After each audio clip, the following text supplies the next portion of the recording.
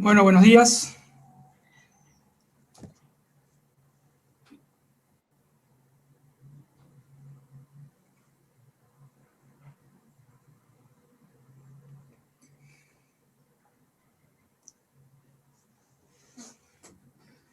Hoy vamos a continuar los temas que teníamos pendientes de la clase anterior. Les pido disculpas, pero estoy bastante descompuesto, así que si me ven languidecer es porque no me siento bien, pero no quería dejar de fallarles. Y por eso es que le estoy dando la clase. La clase pasada analizamos el régimen de los aumentos de capital y cómo lo podíamos integrar.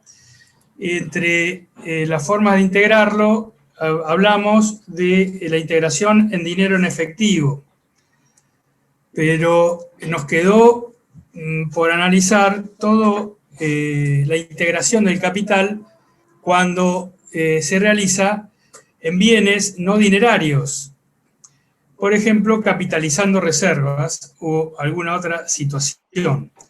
Cuando hablamos de capitalización, nos referimos a aumentar el capital social mediante un pase de cuentas en el pasivo social sin ningún desembolso que tengan que hacer los socios.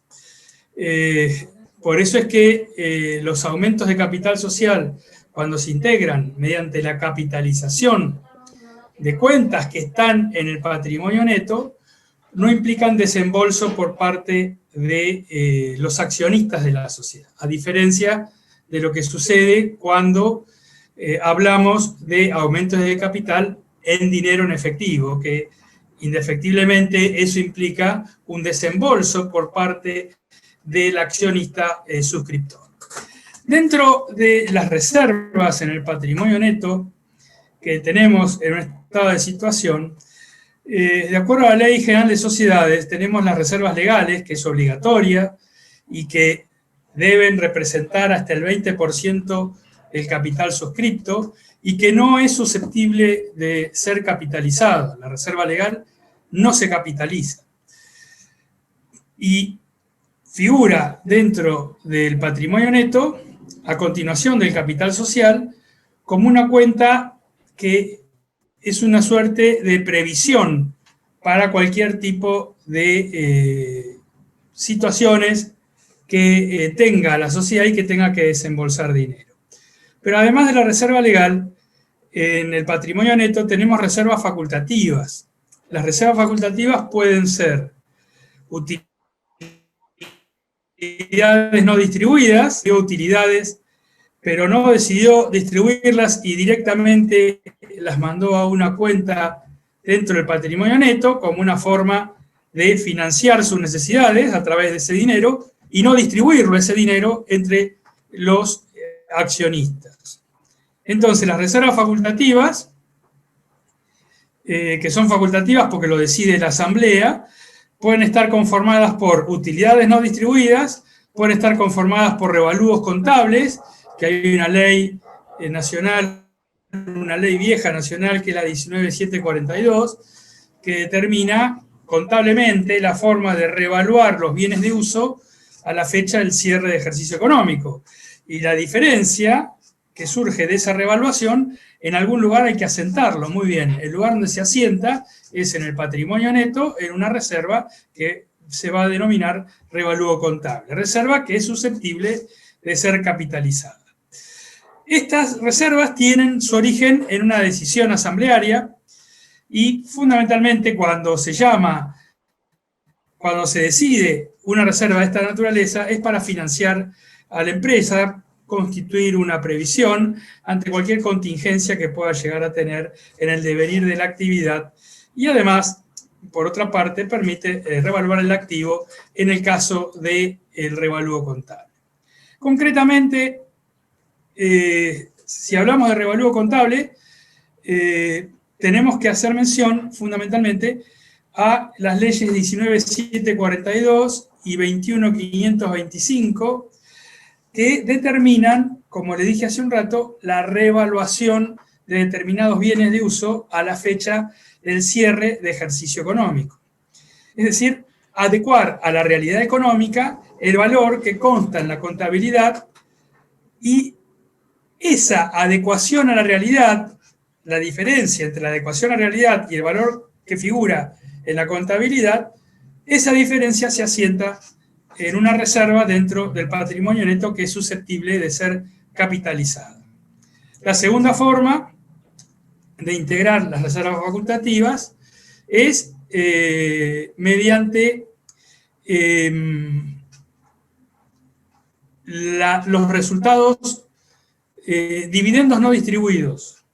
Fíjense que hace un rato hablé de utilidades no distribuidas. Aquí hablo de dividendos no distribuidos. Es decir, que la asamblea decide que hay dividendos, pero esos dividendos no se entregan en dinero en efectivo ni en acciones a los accionistas, y por lo tanto ese dinero ¿a dónde lo van a sentar? Dentro del patrimonio neto, en una cuenta que se va a llamar dividendos no distribuidos.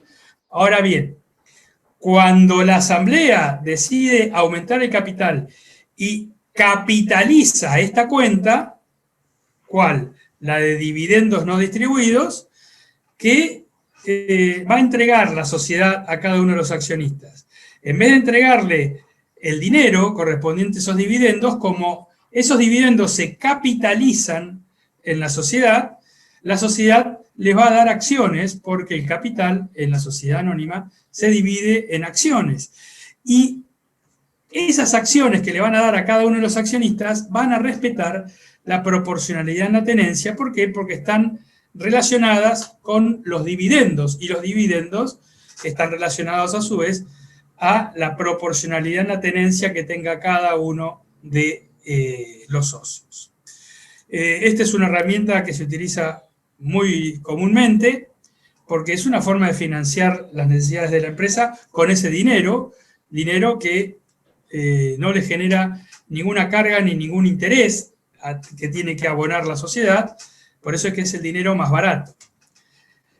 También, ya que estábamos hablando de dividendos no distribuidos, podríamos conformar una reserva facultativa sujeta a capitalización mediante las ganancias no distribuidas. Y las ganancias, acuérdense, que es un activo de la sociedad, mientras que los dividendos es un crédito que tienen los accionistas. Muy bien, son ganancias no distribuidas, son utilidades, en definitiva, no distribuidas, que la sociedad decidió no distribuir, que constan en esta reserva, y cuando se resuelve su capitalización, aumenta el capital con la integración de esas ganancias no distribuidas oportunamente.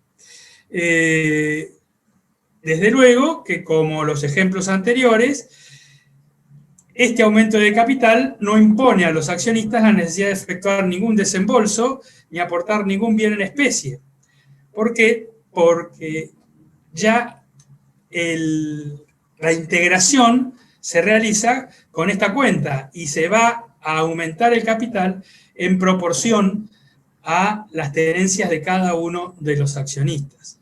Con lo cual, cuando se capitaliza esta cuenta, como todas las cuentas anteriores, se les va a entregar a los accionistas lo que se denominan acciones liberadas. ¿Por qué acciones liberadas? Chicos, porque se tratan de acciones que están exentas de integración y que implican la capitalización de reservas. Por lo tanto, se las entrega liberadas porque el accionista que recibe esas acciones no tiene que efectuar ningún tipo de integración. Otra forma de integrar el aumento de capital a través del régimen de capitalizaciones de reservas facultativas que están en el patrimonio neto es capitalizando la cuenta, aportes irrevocables. La cuenta de aportes irrevocables es una reserva sujeta a capitalización, es una herramienta muy utilizada para cubrir las necesidades de las empresas. En definitiva, es una contribución de bienes en especie o en dinero que efectúa una o más personas, que pueden ser socios o terceros, en forma irrevocable. ¿Por qué irrevocable? Porque el único destino que le van a poder dar es su capitalización y se imputan a futuros aumentos. ¿Por qué se utiliza esta metodología de captar dinero de los accionistas o de terceros mediante aportes irrevocables? Porque precisamente la sociedad, cuando decide la recepción de un aporte irrevocable, no puede esperar a cumplir con todas las formalidades que implican convocar una asamblea, tomar la decisión de aumentar el capital, efectuar la reforma, publicar los edictos y además inscribir registralmente la decisión del aumento de capital. Entonces, como no puede esperar, pero necesita el dinero, ¿cómo imputa contablemente el dinero que recibe? Lo imputa a través de una reserva que se denominan aportes irrevocables para futuros aumentos de capital. Y reitero, se llaman irrevocables porque solamente la sociedad le podrá dar ese destino, el de ser capitalizados. Y acá, a diferencia de las otras figuras de capitalización, solamente van a recibir acciones quienes, los accionistas que hayan efectuado los aportes irrevocables, que no siempre se realizan respetando las tenencias y la proporcionalidad en las tenencias. ¿Por qué? Porque si somos todos nosotros los titulares de acciones en una sociedad y solamente van a efectuar aportes irrevocables, nombro algunos de los que veo acá, Gastón Cardoso, Candela Varela, Milagros Díez y Facundo Flores, si solamente ellos van a suscribir un aumento de capital, ¿qué sucede? Lo van a suscribir mediante el aporte irrevocable. Todo el resto de los accionistas, todo el resto de ustedes y yo, nos vamos a ver perjudicados. ¿Por qué? Porque se van a alterar la proporcionalidad en las tenencias. ¿Por qué? Porque ellos cuatro, Milagro Díez, Facundo Flores, Candela Varela y Gastón Cardoso, van a ser los que van a recibir acciones, pero todo el resto no recibe absolutamente nada. ¿Por qué? Porque se está capitalizando una cuenta dentro de las reservas facultativas que es aporte irrevocable para futuros aumentos de capital y que solamente se van a ver beneficiados con la acción que ellos han efectuado el aporte irrevocable y no otros. Se puede contribuir con bienes de cualquier especie a favor de la sociedad y lo pueden hacer accionistas o inclusive terceros. El mecanismo para insertar contablemente un aporte irrevocable en una sociedad anónima, ¿cómo sería? Bueno, en primer lugar, el interesado en hacer un aporte irrevocable tendrá que firmar un contrato con el directorio de la sociedad. En ese contrato la sociedad recepta el aporte irrevocable al referéndum de lo que diga la asamblea. La asamblea posterior tendrá que aprobar su constitución y resuelve capitalizarlo o no. Si lo capitaliza y el que efectuó el aporte irrevocable era un tercero, pasa a ser accionista. Ahora, si el que efectuó el aporte irrevocable era un accionista, va a pasar a incrementar su participación cuando se capitalice esa reserva facultativa.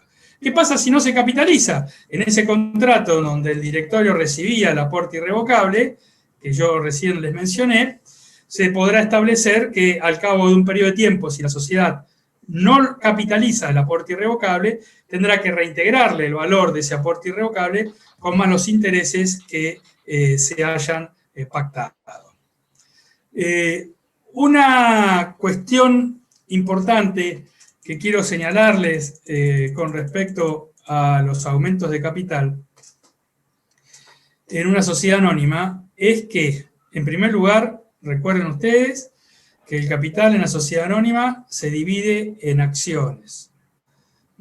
La totalidad del valor nominal de las acciones representan el total del capital suscripto.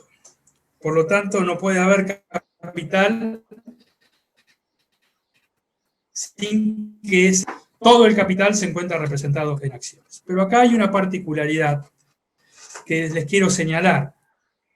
Esta particularidad está consagrada en la Ley de Sociedades, en el artículo 190, y el 190, ¿qué es lo que nos dice? Nos dice, señores, ante la emisión de nuevas acciones, como consecuencia de un aumento de capital, solo podrán emitirse en la medida que las anteriores acciones se encuentren totalmente suscriptas. Es decir, que el aumento del capital social no podrá inscribirse y no podrá emitir acciones en forma proporcional a ese aumento de capital hasta tanto no se encuentre totalmente suscripto el aumento de capital anterior, es decir, el aumento de capital decidido con anterioridad. La ley permite decidir sucesivos aumentos de capital, estando pendiente la suscripción anterior, pero prohíbe la inscripción de aumentos de capital y la emisión de acciones de un nuevo aumento en la medida en que los aumentos de capital anteriores no estén totalmente suscriptos. ¿Y cuál es el objetivo de esta medida que consagra el 190? Evitar que la sociedad exhiba ante los socios y los terceros un capital ficticio, es decir, un capital que pueda llegar a producir un daño en las relaciones mercantiles porque partimos de la base de un capital suscripto de 100.000 pesos, pero resulta que el aumento de capital anterior hasta llegar a 100.000 pesos no estaba totalmente suscripto. Por eso es que se debe suscribir en su totalidad las acciones de un aumento anterior sin necesidad de su completa integración como requisito previo, porque tienen los 2 años para cumplir la integración, pero lo cierto es que para decidir un aumento de capital posterior y emitir una nueva serie de acciones, se necesitará tener totalmente suscripto el capital anterior. ¿Qué pasa si decidimos un aumento de capital y ese aumento de capital no es suscripto totalmente en el tiempo previsto para su suscripción? Bueno, en ese caso, los suscriptores y la sociedad no se liberan de las obligaciones asumidas, salvo que se pacte lo contrario. Es decir, ¿a qué me estoy refiriendo? Me estoy refiriendo al hecho de que estamos frente a una suscripción de acciones cuyo resultado no cubre el aumento de capital decidido. Decidimos, si teníamos un capital de 100.000, aumentar el capital a 1.000.000 de pesos, pero resulta que tenemos suscripto solamente 850.000 pesos de ese aumento de capital. Nos falta suscribir 150.000 pesos. Entonces, en esta situación estamos frente a una suscripción de acciones cuyo resultado no cubre el aumento de capital decidido. Y en ese caso, ¿qué es lo que puede hacer la sociedad? La sociedad, en ese caso, tiene 2 alternativas, chicos. La primera es completar el aumento o, de lo contrario, reducir el capital hasta la cifra obtenida en la suscripción. Son las 2 alternativas que tienen. Y en este sentido, cuando hablamos de suscripción y de integración, no podemos dejar de poner de resalto una circunstancia que sucede muy a menudo, que es la mora en la integración. La mora en la integración, en este caso del aumento de capital, porque estamos frente a una sociedad en marcha, se produce de acuerdo al artículo 37, es decir, por el mero vencimiento del plazo. La mora es automática. No necesito intimar al cumplimiento ni demás. Se constituyó el moroso por el solo hecho de que venció el plazo para integrar su suscripción de acciones. Y entonces, frente a la mora en la integración de las acciones, se suspenden en forma automática el ejercicio de los derechos que tienen las acciones suscriptas, pero que no están integradas. Y cuando hablo de que se suspenden automáticamente el ejercicio de los derechos de las acciones suscriptas no integradas, me refiero a que se suspenden los derechos políticos y los derechos económicos. ¿A qué me refiero con la suspensión de los derechos políticos y de los derechos económicos? En cuanto a la suspensión de los derechos políticos, al derecho de voto. En cuanto a la suspensión de los derechos económicos, me refiero a la suspensión de la percepción de dividendos por las acciones que se encuentran no integradas. Lo cierto es que, como la mora se produce en forma automática por el mero vencimiento del plazo, no requiere el debate de un órgano social. Operado el vencimiento, el socio incurrió en mora con sus obligaciones y en forma automática, y por lo tanto, a partir de ese momento, queda constituido en mora. ¿Cómo superamos esta situación? Bueno, una vez que cumpla la obligación retrasada y abone los intereses que correspondan a la sociedad, el accionista volverá a ejercer todos los derechos económicos y políticos que se habían suspendido. Y fundamentalmente acá hay una cuestión que ha habido fallos en la Cámara Nacional No Comercial, que cumplida la obligación retrasada de integrar el saldo de una suscripción y abonado los intereses, el socio ejerce todos los derechos suspendidos, el derecho político y el derecho económico. El derecho político de votar y el derecho económico de percibir los dividendos devengados durante el periodo en mora. Pero con una salvedad, chicos. Acá hay un plazo de prescripción, y el plazo de prescripción son 3 años. Si transcurrieron 3 años desde que el accionista incurrió en mora y recién luego de los 3 años cumplió con la obligación retrasada, los dividendos devengados por 3 ejercicios anteriores se encuentran prescriptos y no los va a percibir. Va a percibir solamente los dividendos de los últimos 2 ejercicios, porque el plazo de prescripción que se aplica para los dividendos no percibidos es de 3 años. Fíjense que yo les estoy hablando de la suspensión de los derechos políticos y económicos del accionista moroso, pero solamente con respecto a las acciones que están en mora, no las acciones que están integradas en tiempo y forma, con lo cual ese accionista moroso tiene suspendidos los derechos económicos y los derechos políticos, pero exclusivamente con respecto a la tenencia de acciones no integradas. Él mantiene los derechos políticos y mantiene los derechos económicos con respecto a las acciones que no se encuentran en mora. En el artículo 193, chicos, la Ley General de Sociedades señala una serie de sanciones que se les aplican a los accionistas en una sociedad anónima cuando incurran en mora en la integración.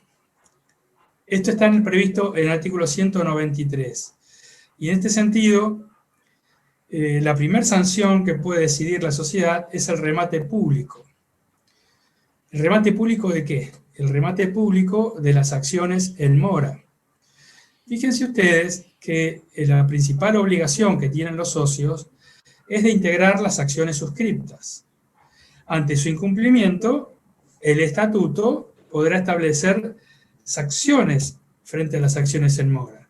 Una de las posibilidades es que el estatuto prevea el remate público. En ese caso, las acciones en mora van a ser vendidas en remate público o por agente de bolsa si las acciones cotizan en bolsa, sin necesidad de ejecución previa del accionista moroso y con la posibilidad que en el remate público ingresen terceros ajenos a la sociedad a raíz de que hayan adquirido en el remate público o en bolsa esas acciones morosas. ¿Cuál va a ser la base del remate público? La base del remate público para rematar públicamente las acciones en mora es precisamente el monto no integrado con más sus accesorios, intereses, gastos y costas del remate. El suscriptor moroso se va a hacer cargo de los gastos del remate y de los intereses moratorios, asumiendo la responsabilidad por todos los daños que le haya podido generar a raíz de la mora en la integración de su suscripción a la sociedad. Entonces, la primera sanción es el remate público. La segunda sanción que tienen los socios, en este caso los accionistas, de acuerdo al 193, es la caducidad de los derechos. La caducidad de los derechos es una sanción que va a producir sus efectos previa intimación a integrar el importe moroso al accionista moroso dentro de un plazo no mayor a 30 días.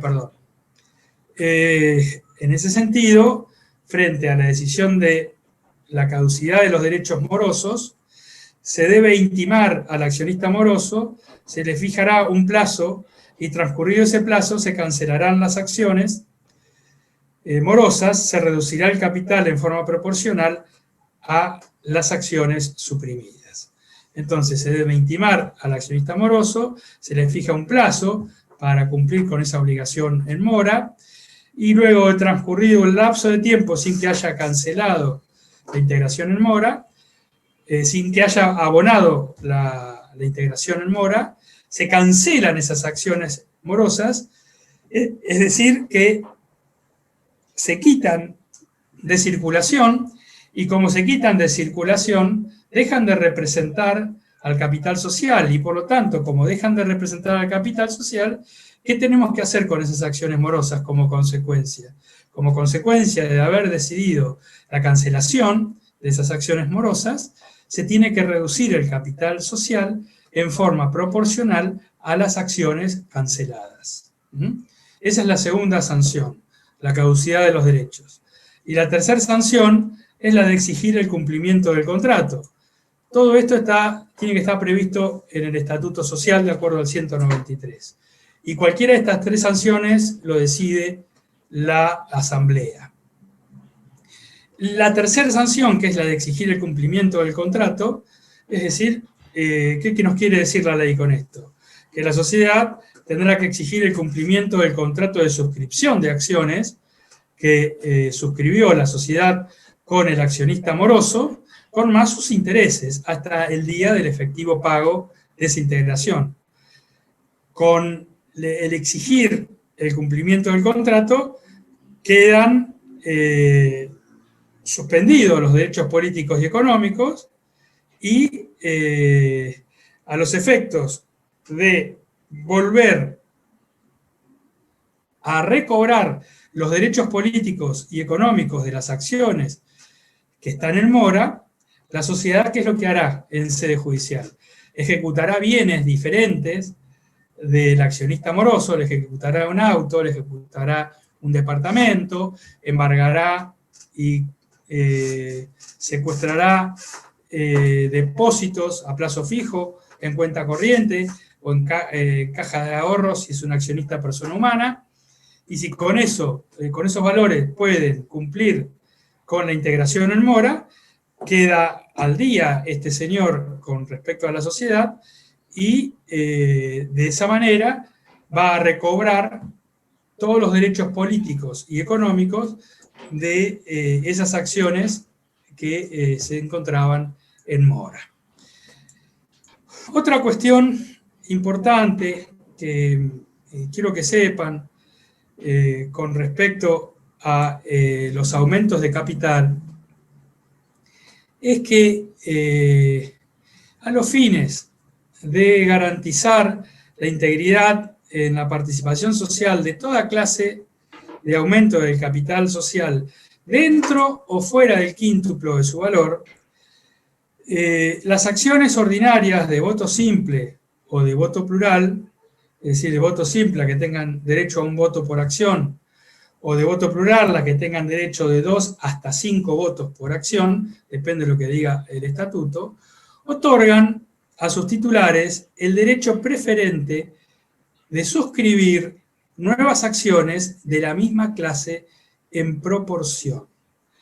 El derecho de suscripción preferente es un derecho que tienen los accionistas para garantizar la integridad de participación social, otorgándole a sus titulares, frente a un aumento de capital social decidido por la sociedad, aumento de capital genuino, no capitalizando reservas, sino un aumento de capital genuino, con ingreso de dinero en efectivo. Muy bien, entonces el derecho de suscripción preferente es el derecho que tienen los accionistas de suscribir preferentemente nuevas acciones de la misma clase que tenían en proporción a sus tenencias ante un aumento de capital social. En definitiva, cuando hablamos de derecho de suscripción preferente, hablamos de un derecho patrimonial de los accionistas, titulares de determinada clase de acciones, que tienen la posibilidad de suscribir en primer término a terceras personas nuevas emisiones de acciones originadas como consecuencia de un aumento de capital social. Como consecuencia del ejercicio del derecho de suscripción preferente ante un aumento de capital con dinero en efectivo, con ingreso genuino de bienes, posibilita a los accionistas mantener la proporcionalidad en las tenencias accionarias y mantener, por lo tanto, la proporcionalidad de los derechos políticos y los derechos económicos que tenía ese accionista previa a la decisión de aumentar el capital. Las acciones ordinarias, que son las que otorgan derecho a voto, y las acciones preferidas, que son las que, como regla general, no otorgan derecho a voto, pero pueden llegar a otorgar derecho a voto y hasta un voto por acción, ya lo vamos a ver cuando analicemos las acciones. Tanto los titulares de acciones ordinarias como los titulares de acciones preferidas son titulares de este derecho cuando lo determine el estatuto o la asamblea. Y además, el derecho de suscripción preferente otorga el derecho de acrecer en proporción a las acciones suscriptas. ¿Qué es eso del derecho de acrecer? Bueno, el derecho de acrecer es el derecho que tienen todos los socios, en este caso accionistas, de suscribir aquellas acciones que no fueron suscriptas dentro del periodo fijado para ejercer el derecho de preferencia. Repito esto por las dudas. El derecho de acrecer es el derecho que tienen los accionistas de una sociedad anónima de suscribir aquellas acciones que no fueron suscriptas dentro del periodo fijado para ejercer el derecho de preferencia. Y la suscriben, luego de transcurrido el periodo fijado para ejercer el derecho de preferencia, la suscriben a prórrata de las que originariamente se obligaron a integrar y en proporción a las acciones que ejercieron derecho de preferencia. ¿Y quiénes los que ejercieron el derecho de preferencia? En definitiva, el derecho de acrecer es una consecuencia del ejercicio o no del derecho de opción de ejercer el derecho de preferencia. Es un derecho en expectativa. ¿Por qué un derecho en expectativa? Porque solamente se ejercita sobre aquellas acciones que los restantes accionistas no han suscripto en el aumento del capital social. ¿Y por qué no lo han suscripto? Porque no ejercieron el derecho de preferencia. Entonces, el derecho a crecer es un derecho en suspenso en la medida, o un derecho en expectativa en la medida en que haya accionistas que durante el periodo determinado no hayan ejercido el derecho de preferencia. Como consecuencia de que hay un sector, un grupo de acciones sobre las cuales no se ejerció el derecho de preferencia. ¿Y por qué no se ejerció el derecho de preferencia? Porque los accionistas decidieron no suscribirlas y no integrarlas, pero quedó un remanente, muy bien. Entonces, aquellos accionistas que ejercieron el derecho de suscripción preferente, en ese caso pueden ejercer el derecho de acrecer, este derecho de la expectativa, sobre aquellas acciones que los restantes accionistas no suscribieron en el aumento. El ofrecimiento a los accionistas a suscribir nuevas acciones como consecuencia de un aumento de capital genuino, con ingreso de patrimonio, se hace mediante ofrecimientos a los accionistas por avisos publicados por 3 días en el boletín oficial y en algún diario de mayor circulación en la República, cuando a su vez ese aumento de capital lo decidan las sociedades que están comprendidas en el artículo 299 de la ley, es decir, aquellas sociedades que están sujetas a un control estatal permanente. Y en esa notificación que se realiza por 3 días en el boletín oficial y en un diario de mayor circulación, esa notificación se va a plasmar a través de un edicto. ¿Qué es lo que vamos a poner en ese edicto? Vamos a poner el aumento de capital decidido, la cantidad de acciones a emitir y el plazo para ejercer el derecho de suscripción preferente, en dónde lo van a tener que ejercer, en la sede social, el horario y el derecho en expectativa de acrecer en proporción a las acciones que no hayan sido suscriptas como consecuencia de que los accionistas no ejercieron el derecho de suscripción preferente. ¿Qué plazo tengo para el ejercicio del derecho de suscripción preferente? La ley consagra que tenemos un plazo dentro de los 30 días corridos al de la última publicación, si el estatuto no plantea un plazo mayor. Vencido ese plazo, se produce la caducidad del derecho a suscribir nuevas acciones y podrán hacerlo los terceros interesados o los restantes accionistas ejerciendo el derecho de acrecer, es decir, ese derecho en expectativa. Las sociedades que hacen oferta pública de las acciones, el plazo de 30 días puede llegar a reducirse hasta 10 días, depende de lo que diga el estatuto. Si el accionista fue perjudicado porque fue privado por la sociedad del derecho de suscripción preferente, por diversas circunstancias, por errores involuntarios o errores intencionales, el accionista perjudicado puede exigir judicialmente la cancelación de la suscripción de las acciones que le hubieran correspondido según el derecho de suscripción preferente, y si prospera la acción, sus efectos, es decir, los efectos de la acción, solamente van a beneficiar al accionista que demandó a la sociedad, manteniendo validez el acto impugnado con relación a los restantes accionistas. Solamente se va a atacar el porcentaje de las acciones que el accionista perjudicado no pudo ejercer el derecho de preferencia, no por voluntad del accionista, sino por error o intencionalidad de la sociedad. El resarcimiento va a implicar lo siguiente. Si la sociedad entregó esas acciones a los restantes accionistas o a terceros de buena fe, no se pueden cancelar. Pero el perjudicado tendrá derecho a que los directores y la sociedad, en forma solidaria, lo indemnicen por todos los daños generados como consecuencia de haberlo privado del ejercicio del derecho de preferencia.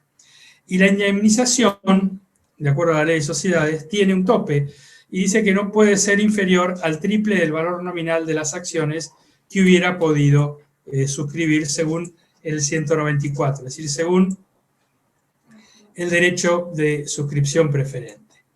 ¿Quiénes la pueden iniciar? Los accionistas perjudicados, los directores, síndicos o los miembros del Consejo de Vigilancia. Ahora bien, puede llegar a suceder que en determinados supuestos, y esto está previsto en el artículo 197 de la ley, en determinados supuestos, la sociedad, como un punto en el orden del día, suspenda el ejercicio de derecho de suscripción preferente. ¿Qué asamblea lo va a tener que decidir? Lo va a tener que decidir la Asamblea General Extraordinaria con las mayorías del artículo 244, última parte, es decir, con mayoría absoluta de acciones con derecho a voto, sin contemplar el voto múltiple que pueda llegar a tener alguna de las acciones para la toma de decisiones. La suspensión del ejercicio del derecho de suscripción preferente podrá resolverse solamente en casos particulares y excepcionales si el interés social lo exige, y es una decisión de una Asamblea General extraordinaria, aunque el aumento de capital haya sido dentro del quíntuple de su valor y hubiese sido decidido por la Asamblea General Ordinaria.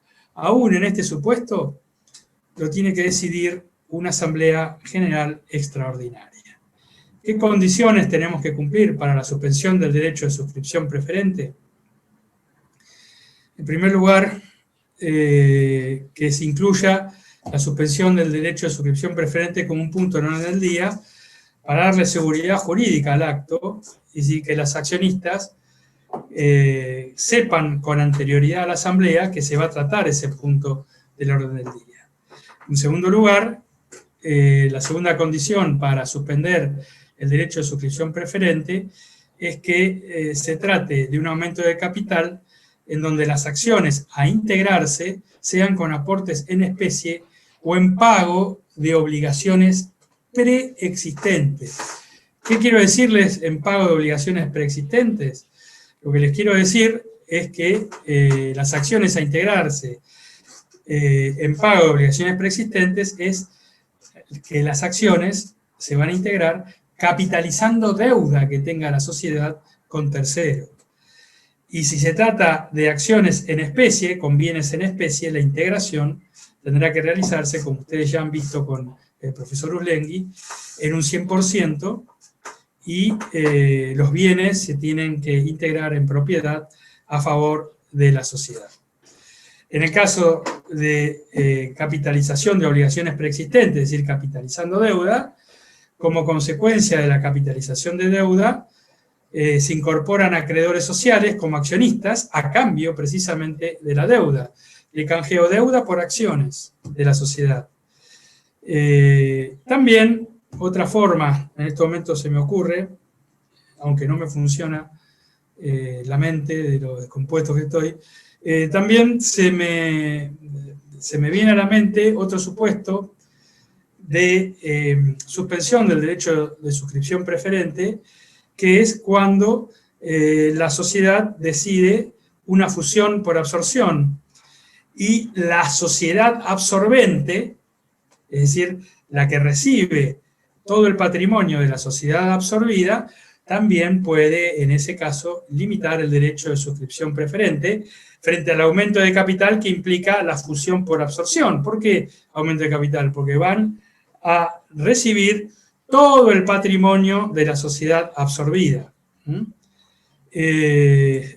Los socios que estén en contra de la limitación del ejercicio del derecho de suscripción preferente previsto en el artículo 197 pueden ejercer el derecho de receso que está previsto en el 245, que ya vamos a ver el derecho de receso, que es el derecho de retirarse de la sociedad debiendo a la sociedad reintegrarle el valor patrimonial de su participación social como consecuencia del retiro de este socio.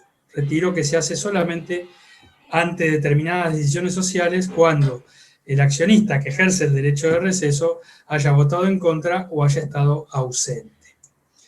Cuando estemos frente a un aumento de capital por oferta pública, el aumento de capital tendrá que cumplir las pautas de la ley de oferta pública con autorización de la Comisión Nacional de Valores como organismo que controla a las sociedades que hacen oferta pública y que controla la oferta pública de títulos valores.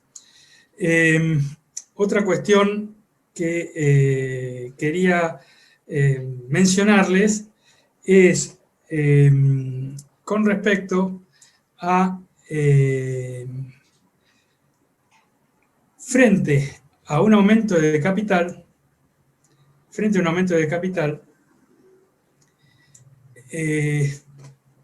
la sociedad puede decidir emitir acciones capitalizando todo el dinero que le ofrecen los accionistas, o si en este caso el aumento de capital lo van a suscribir terceros ajenos a la sociedad, gente que no es accionista, podría llegar a producirse un desequilibrio en la proporcionalidad en las tenencias. ¿Por qué? Y porque imagínense ustedes, chicos, si tenemos una sociedad anónima integrada por todos nosotros, los 54, conmigo 55, que estamos acá participando de este Zoom, y ninguno de nosotros puede suscribir un aumento de capital, pero el aumento de capital lo va a suscribir el profesor Uslengui, que no es accionista de la sociedad, y la sociedad hoy tiene 1 millón de pesos de capital, dividido en forma proporcional entre todos los que estamos acá conectados por Zoom, y resulta que la sociedad necesita 1 millón de pesos, y Esteban Uslengui va a aportar ese 1 millón de pesos. Imagínense ustedes cómo se nos va a licuar la participación social a todos nosotros, porque el capital social de 1 millón de pesos pasa a ser 2 millones de pesos. Nosotros necesitamos sí o sí el dinero, pero como consecuencia de necesitar ese dinero nos resulta carísimo. ¿Por qué carísimo? Porque, fíjense, estamos perdiendo proporcionalidad en las tenencias. Muy bien. Para esa cuestión, la ley ha establecido una serie de cuestiones. En primer lugar, la emisión de acciones en las sociedades cerradas o de familia tienen que emitirse por una cifra del mismo valor nominal que tienen las acciones al momento de decidir el aumento. Es decir, se pueden emitir a la par. A la par significa que si este aumento de capital, que era de 1 millón a 2 millones, estaba dividido en 1 millón de acciones de 1 peso valor nominal cada una, el 1 millón de pesos que vamos a aumentar tiene que fijarles en una sociedad cerrada de familia 1 peso por acción, con lo cual vamos a tener que emitir 1 millón de acciones para darle al profesor Uslengui. Muy bien. ¿Qué sucede? Las sociedades que hacen oferta pública, solamente las que hacen oferta pública para facilitar la suscripción de acciones en oferta pública, es decir, la suscripción de acciones en bolsa, se pueden emitir bajo la par, es decir, por un valor inferior al nominal. Y la emisión de acciones bajo la par no puede superar el 40% del capital suscripto, sus reservas y revalúos. La diferencia entre el valor nominal y el valor de la integración se debe imputar a una reserva libre sujeta a capitalización. Pero reitero, solamente se puede emitir bajo la par en sociedades que hagan oferta pública y precisamente se emiten bajo la par, es decir, por un valor inferior al valor nominal, hasta un 40% de la totalidad de las acciones, para facilitar la suscripción por parte de la comunidad en general. En cambio, en las sociedades cerradas o de familia está prohibida la emisión bajo la par, porque se lesiona el principio de integridad del capital y perjudica la garantía de los acreedores. Ahora bien, habiendo hecho esta aclaración, ¿qué sucede frente al supuesto del contador Uslengui? Que Uslengui quiere ingresar a la sociedad que tiene 1 millón de pesos de capital, que está suscrito e integrado por todos nosotros, y nosotros necesitamos 1 millón de pesos más. Y Uslengui está dispuesto a poner 1 millón de pesos más.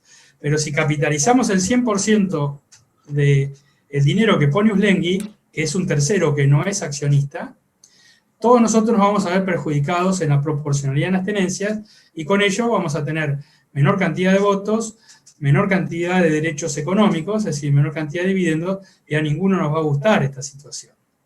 Muy bien, para contemplar esta situación y que la sociedad capte ese millón de pesos que necesita del contador Uslengi, se ha ideado lo que se denomina emisión con prima o prima de emisión. La prima de emisión es un sobreprecio que se le fija al valor nominal de cada acción. Implica asignarle a cada acción que se va a emitir un monto mayor al que surge del estatuto, precisamente para equiparar la situación patrimonial de antiguos accionistas con los nuevos accionistas que se incorporan en una sociedad en marcha. Es la diferencia, la prima de emisión, es la diferencia entre el valor nominal de una acción y el mayor precio que va a pagar un tercero por esas acciones. Reitero, la finalidad es proteger a los accionistas fundadores y evitar que los nuevos accionistas se beneficien con el mayor valor actual que tiene el patrimonio, que es superior al capital social, debido a toda la gestión realizada por la empresa durante todos estos años, porque está suscribiendo capital de una empresa en marcha, a diferencia de nuestra situación, que nosotros pusimos ese millón de pesos para constituir la sociedad, y al cabo de una X cantidad de años, nosotros, por el esfuerzo y el compromiso, hemos logrado prestigio, hemos logrado clientela, hemos logrado rentabilidad, un nombre comercial, y muy bien, este señor, el profesor Uslengi, se incorpora en la sociedad, en una sociedad que ya tiene prestigio, ya tiene clientela, ya tiene una rentabilidad y tiene ganado un mercado. El millón de pesos que pone él no puede valer igual que el millón de pesos nuestro. Entonces, ese plus sobre el valor nominal, descontado los gastos de emisión, va a integrar una reserva especial que no forma parte del capital social, que no genera aumento en la participación social del accionista que suscribió este aumento de capital, pero esta reserva que se crea con la prima de emisión se podrá distribuir entre todos los accionistas mediante una decisión de la Asamblea General Extraordinaria, y si llega a haber un informe fundado del síndico, con derecho a oposición de acreedores sociales por considerar que se puede llegar a estar perjudicando a la garantía que tienen ellos con respecto al patrimonio.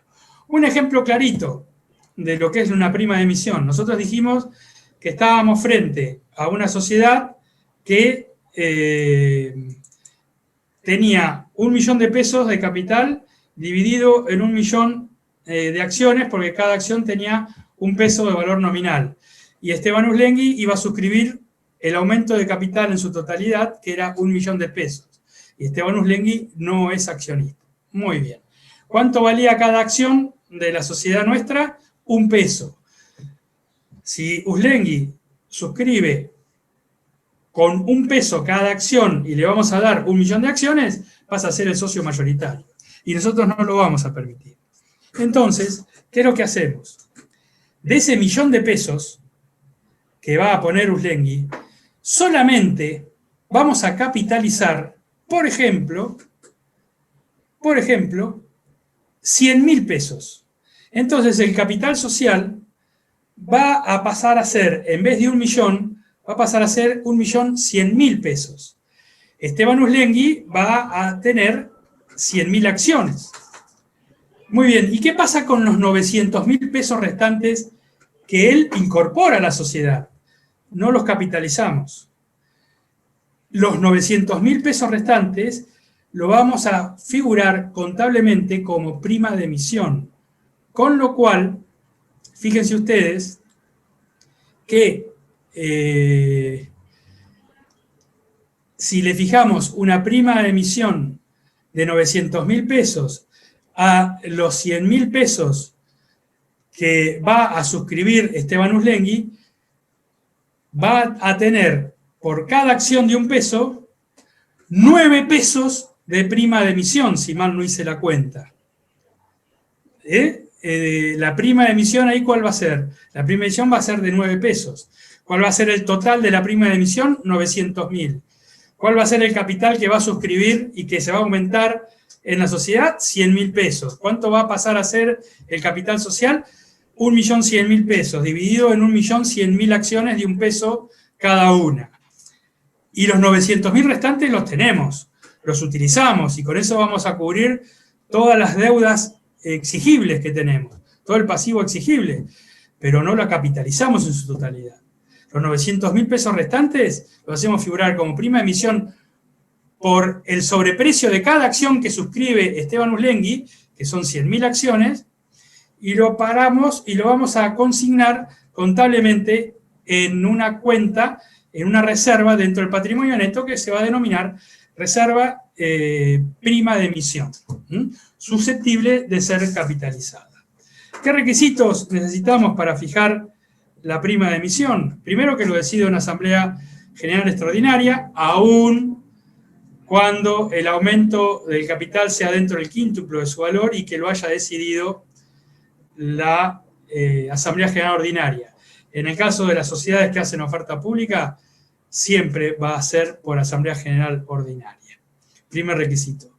Segundo requisito, en cada emisión se va a conservar la igualdad del sobreprecio. Es decir, que toda emisión con prima va a respetar el derecho de suscripción preferente y de acrecer que tienen los socios, salvo si se decidió su limitación. Los accionistas que estuvieron ausentes o que votaron en contra de este aumento de capital, que se hace en forma genuina, tendrán derecho de receso en los términos del artículo 245, que ya lo vamos a ver cuando lleguemos a asamblea. ¿Cuál es el destino de la prima de emisión de esos 900.000 pesos? Se puede destinar a absorber pérdidas del ejercicio económico, a capitalización o distribución, según lo que decida la asamblea. Pero hasta aquí es el pantallazo que les quería dar acerca de los aumentos de capital social que me quedó pendiente de la clase anterior. Tendríamos que analizar ahora el régimen de reducción de capital. El régimen de reducción de capital en la sociedad anónima, la reducción del capital, del valor nominal del capital, es una decisión orgánica de la sociedad e implica adecuar el valor nominal del contrato a la realidad patrimonial.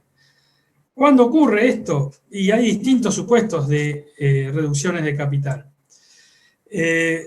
Uno que es teórico, que yo en 35 años de ejercicio profesional dedicándome a esto, más 5 años de estudiante en un ejercicio, en un estudio que se dedicaba a esto, nunca vi el primer supuesto que consagra la ley, que es que ocurre cuando el excedente no productivo se reintegra a los socios, es decir, que la sociedad tiene más capital de lo que necesita. Jamás lo vi, chicos, pero no obstante lo cual es un supuesto.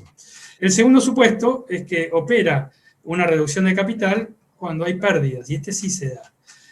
Tenemos que adecuar instrumentalmente el contrato a la realidad patrimonial.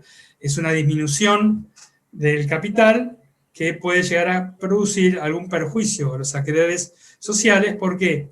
Porque reduce la garantía que tienen los acreedores sociales para cobrar sus créditos. Y en este sentido, las reducciones de capital se rigen por dos principios. El principio de proporcionalidad, que no pueden afectar a una determinada clase de acciones, sino que la reducción de capital se hace en forma proporcional a todas las clases de acciones.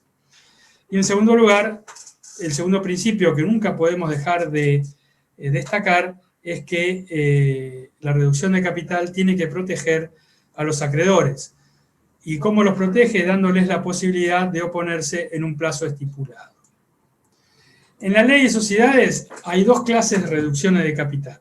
La reducción voluntaria y la reducción obligatoria. La reducción voluntaria es cuando la sociedad decide disminuirlo por haberse calculado en exceso con relación a las necesidades operativas de la empresa, o cuando resuelve restituir aportes a los accionistas en forma gradual, en el caso de que se dé este supuesto, por ejemplo, una cantera a medida que se va agotando la cantera, o cuando se libera a los accionistas de la obligación de integrar el saldo pendiente. En una decisión también hay una reducción de capital. ¿Cuáles son los requisitos para reducir voluntariamente un capital social? En primer lugar, se necesita una decisión de una Asamblea General Extraordinaria. La Asamblea va a fijar el procedimiento a seguir y podrá facultar al directorio para que ejecute la decisión que tiene que estar incluida como un punto del orden del día, consideración de la reducción del capital. En segundo lugar, necesitamos un informe fundado de síndico o de consejo de vigilancia, según cómo esté integrado el órgano de fiscalización interno. En tercer lugar, tenemos que publicar edictos por 3 días, de acuerdo al artículo 83, inciso segundo de la Ley General de Sociedades.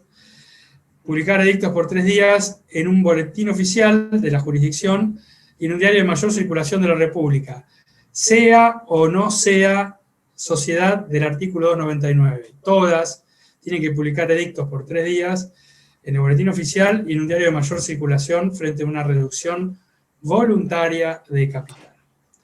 El cuarto requisito del procedimiento es la oposición de los acreedores. Los acreedores que tengan un crédito con fecha anterior a la decisión de reducir el capital tienen derecho a oponerse a esa reducción para que se le abone su crédito o se lo garantice. Y se van a oponer dentro de los 15 días siguientes al de la última publicación en el boletín oficial del edicto.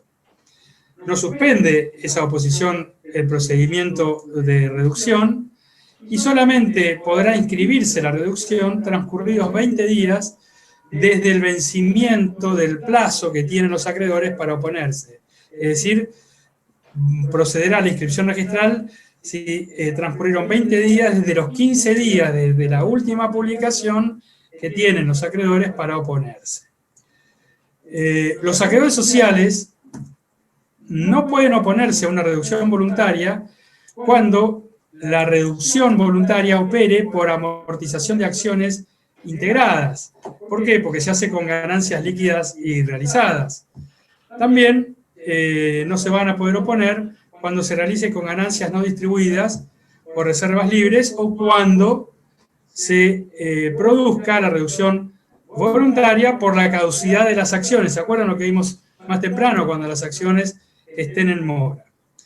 La reducción del capital requiere inscripción registral en el organismo de control societario para lograr oponibilidad a los terceros e implica una reforma del estatuto. ¿Qué es lo que vamos a reformar en el estatuto?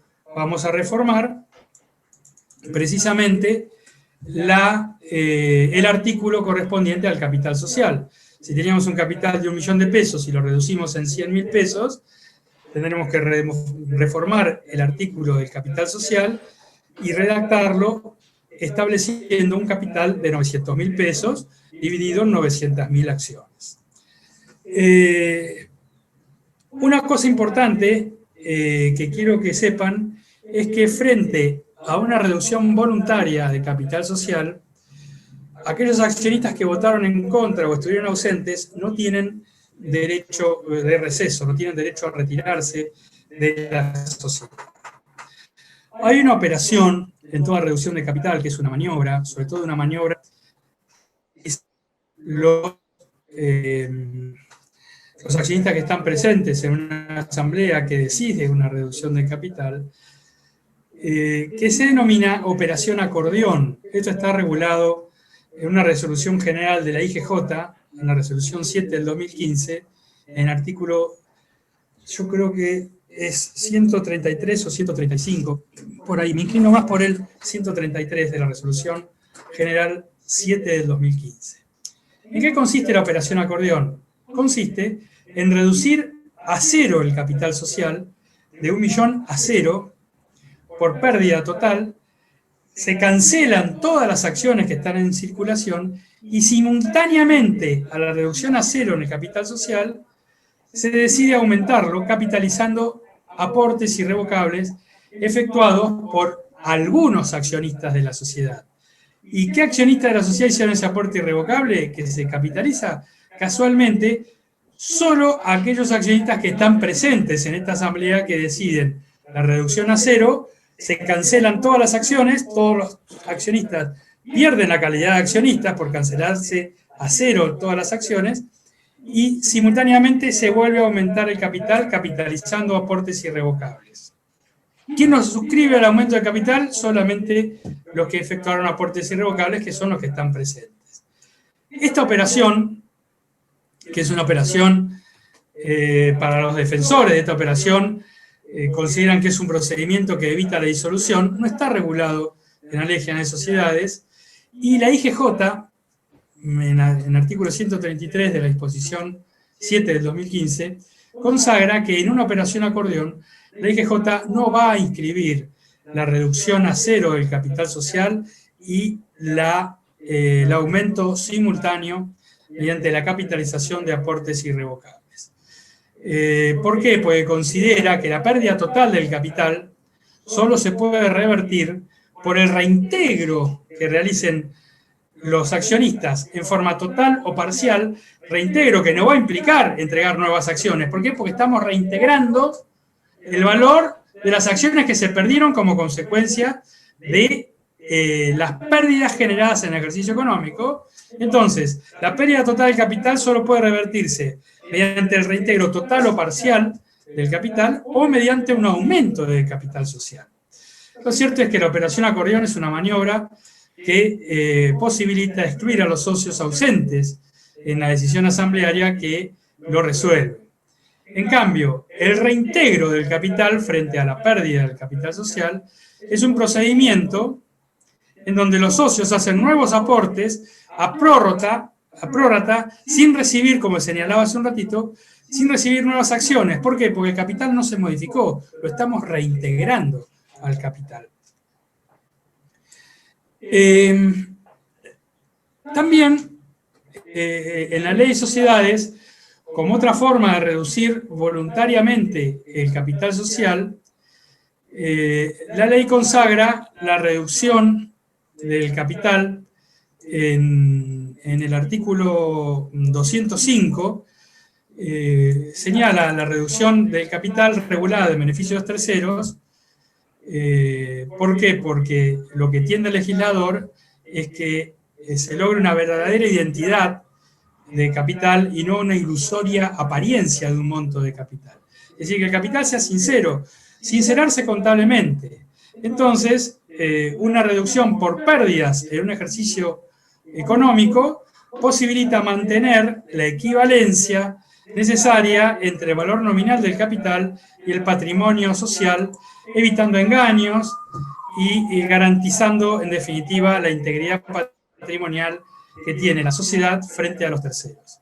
Es un supuesto de reducción voluntaria, la reducción por pérdidas en el capital.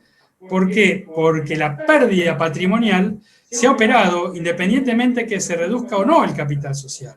Como consecuencia de ello, frente a la reducción voluntaria de capital por pérdidas en un ejercicio económico, los acreedores sociales no tienen derecho de oponerse.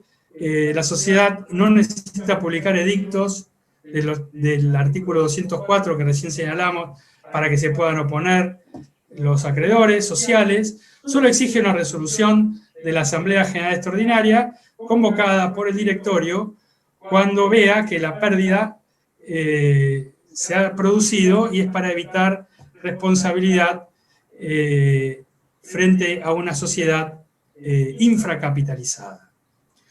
Por su parte, el artículo 206 nos regula la reducción obligatoria del capital. ¿Y cuándo estamos frente a una reducción obligatoria? Antes estábamos frente a una reducción voluntaria. Por el artículo 206 estamos frente a una reducción obligatoria del capital cuando las pérdidas de un ejercicio económico insumen las reservas y el 50% del capital.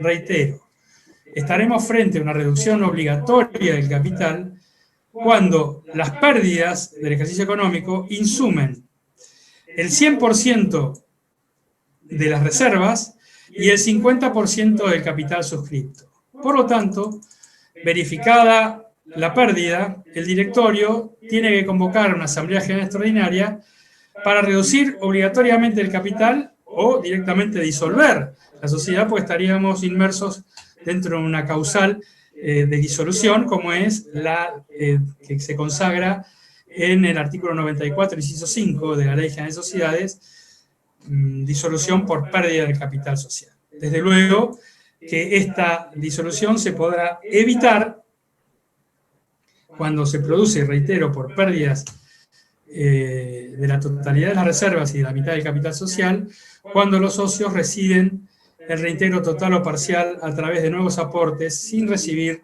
nuevas acciones. Lo decide la Asamblea General Extraordinaria y se decide por la mayoría absoluta de acciones con derecho a voto, sin computar la pluralidad de votos de las acciones. El reintegro del capital frente a la pérdida de un ejercicio económico, el reintegro no va a implicar reforma de estatuto. ¿Por qué? Porque se recompone la cifra del capital. Los socios disconformes con el reintegro podrán tener derecho de receso y ante la pérdida del capital consumada, si el directorio no convoca en forma urgente a una asamblea general extraordinaria para que resuelva la reducción o la disolución, el directorio va a ser responsable por los perjuicios que ocasionen a la sociedad, a los accionistas y a los acreedores. En una reducción obligatoria, los acreedores no tienen derecho a oponerse y no se exige publicidad del artículo 204. ¿Qué quiero decirles con esto? Que decidida la reducción obligatoria, la sociedad no tiene que publicar el edicto que recién hablábamos en el artículo 204, es decir, el edicto a publicarse en el boletín oficial y en un diario de mayor circulación por 3 días, teniendo 15 días para oponerse a los acreedores y luego de los 15 días, 20 días más para que los acreedores puedan lograr algún embargo en sede judicial. Si no lo logran o nadie se opone, recién allí la sociedad podrá inscribir esa reducción del capital. Pero cuando estamos frente a una reducción obligatoria, no necesitamos publicar el edicto del artículo 204, los acreedores no se pueden oponer, no tienen derecho de oposición, precisamente porque la pérdida operó, y no es que le estemos generando un perjuicio, al contrario. Lo que estamos haciendo con la reducción obligatoria es exteriorizar cuál es la realidad patrimonial de la sociedad y no figurar un capital de 1 millón de pesos cuando en realidad la situación patrimonial de la sociedad es de 300.000 pesos y no de 1 millón de pesos. Entonces, en base a eso, los acreedores van a contratar con la sociedad, pero teniendo en cuenta y mirando de reojo que tienen un patrimonio de 300.000 pesos y no, como figuraba con anterioridad, un patrimonio de 1 millón de pesos. Chicos, estoy extremadamente descompuesto. No quería dejar de darles, aunque sea un rato, vamos a dejar acá porque no me siento para nada bien.